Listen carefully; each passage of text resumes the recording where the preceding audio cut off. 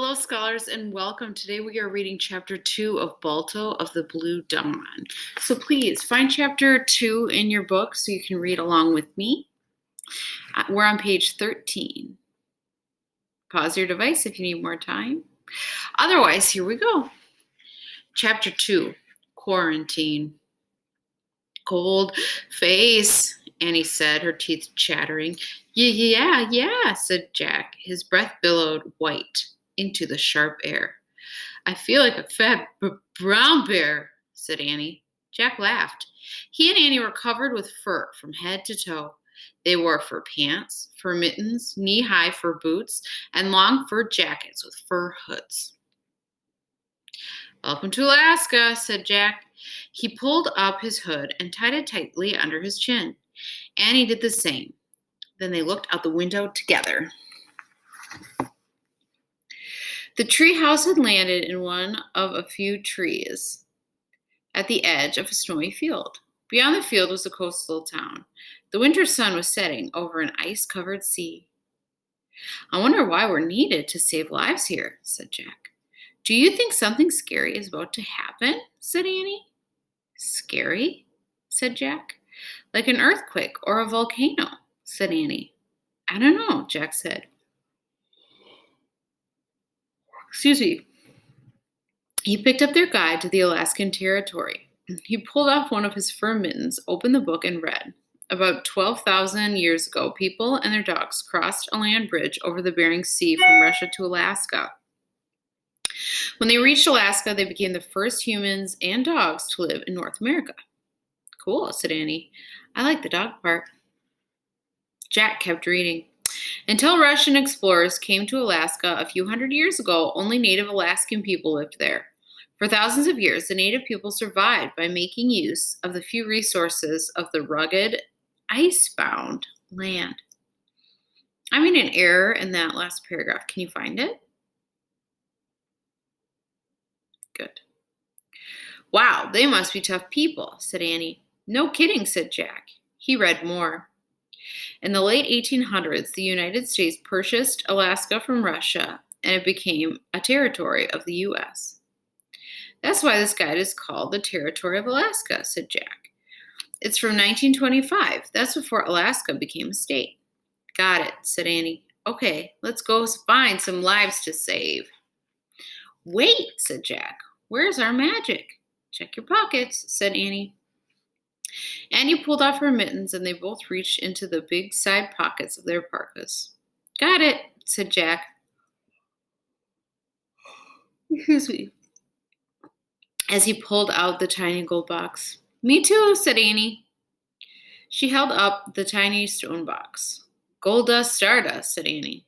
One to save lives, one to make sure everyone forgets that we saved lives. I'm in an error. Can you find it? Nice. Yep, said Jack. Let's not lose them. They tucked the boxes back into their pockets and put their mittens on. As Annie started down the treehouse ladder, Jack crammed the Alaska guide into another one of his pockets. Then he clumsily followed Annie down the rope ladder in his bulky clothes. Excuse me. As they started across the snow-covered field, their boots squeaked in the snow. Jack's throat hurt from breathing the dry, cold air. In the fading winter light, they crossed a bridge and walked along a frozen creek until they came to a boardwalk that ran along the ice-bound seashore. A sign said, Front Street. The town was empty. There were no old cars or wagons, only piles of ice and snow. As Jack and Annie tramped through the snow, they passed stores and saloons and restaurants with crooked signs and broken windows. They all looked abandoned. There were only a few shops that looked as if they were closed but might still be in business. Nome Pharmacy, Nome Laundry, and Nome Bakery. I guess we're in Nome, said Annie. Good guess, said Jack. He took off one of his mittens, pulled out their Alaska guide, and found Nome. He read, Around 1900, gold was discovered in Nome, a remote Alaskan town on the Bering Sea. More than 30,000 gold seekers rushed to boom the town. But within 10 years, Noam's gold rush was over and the town fell on hard times. The town was empty. There were no old cars or wagons, only piles of ice and snow.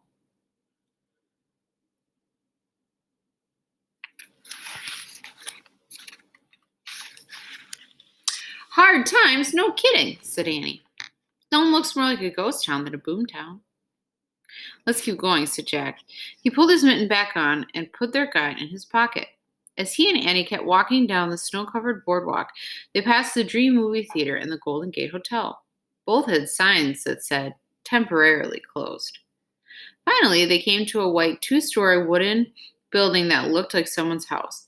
They could see lights and people inside. The black sign above the front door said, Maynard Columbus Hospital. At least there are a few people in town, said Annie. But why is the hospital the only place that seems open? Said Jack. Yeah, weird, said Annie. They walked down the boardwalk until they came to a schoolhouse with a sign that said, No school, quarantine. Pause. Interesting. We know a little bit about quarantine now, don't we, friends? Yes, let's keep reading. Uh-oh, said Jack. Quarantine? Asked Annie. It means you're supposed to stay home so you don't spread a bad disease that's going around, said Jack. Maybe that's why everything is closed, said Annie. I wonder what the disease is. I don't know, said Jack, but if we go back to the hospital, we can ask someone there. In the twilight, Jack and Annie hurried up the boardwalk to the entrance of the small hospital. When they stepped through the front door, they found a cold waiting room filled with people bundled in fur parkas and boots. Some seemed quite ill, slumped down in their chairs with their eyes closed. Others looked disappointed when they saw Jack and Annie, as if they were waiting for someone else. Only one person stepped forward to greet them. A boy about 14 or 15 years old stared at them with dark, questioning eyes. Who are you? He asked. Our names are Jack and Annie, said Annie. Are you sick with diphtheria? The boy said. Annie shook her head. No, we just arrived from the United States. Excuse me a second. She turned away from the boy and whispered to Jack. What's diphtheria, anyway? It's a dangerous disease from the past. That must be what the quarantine is for, Jack whispered. We can't catch it. We've had vaccines. Annie turned back to the boy.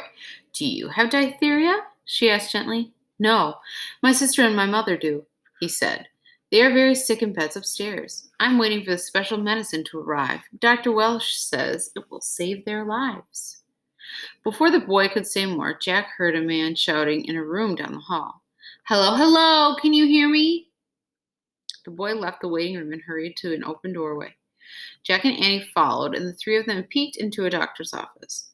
Two people were anxiously watching a man talk on an old-fashioned black telephone. Yes, this is Mayor Maynard in Nome, the man shouted into the receiver. Has the musher arrived with a medicine package yet? As Mayor Maynard listened to the person on the other end of the line, Annie whispered to Jack, a musher is a person who drives a sled pulled by a team of dogs. I know, said Jack. That's a cool job, Annie whispered. No, listen to me, Mayor Maynard yelled into the phone. If Gunnar Kassan arrives at the rail house in Solomon, keep him there. Do not let him and his team move on. We can't risk losing the medicine. We're expecting a huge blizzard tonight, sweeping down from the Arctic. A huge blizzard sweeping down from the Arctic? That's not good news, said Jack. We cannot lose that medicine, said the mayor. 5 have died already. There are at least 20 more cases, possibly 50. The Board of Health believes it is better to delay it than to risk losing it altogether. Tell Casson to wait until further word. No, you can't delay it, the boy said, barging into the office. Gunnar Kassan must keep going. The medicine has to get here soon. I don't have a choice, Okie, said the mayor, hanging up the phone. It's what the Board of Health has ordered. The boy turned to a large, rosy-cheeked woman.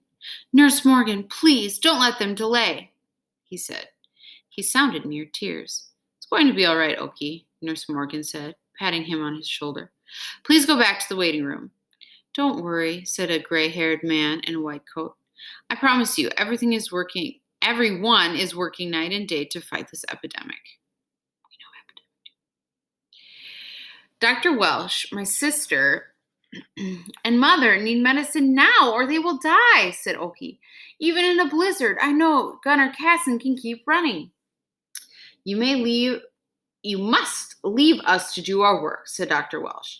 He gently took the boy by the arm and led him back into the hall where Jack and Annie were waiting. Everything will be fine. Try to get some rest, son. We don't want you to get sick, too. Then Dr. Welsh stepped into the room with Mayor Maynard and Nurse Morgan and closed the door. Oh my, so I think that Jack and Annie know what their big mission is in Alaska 1925. What is it? What is their big mission, do you think? Yeah, how do you know? Yeah. All right, so that's chapter 2. Please join me tomorrow for chapter 3. Happy reading. Bye, scholars.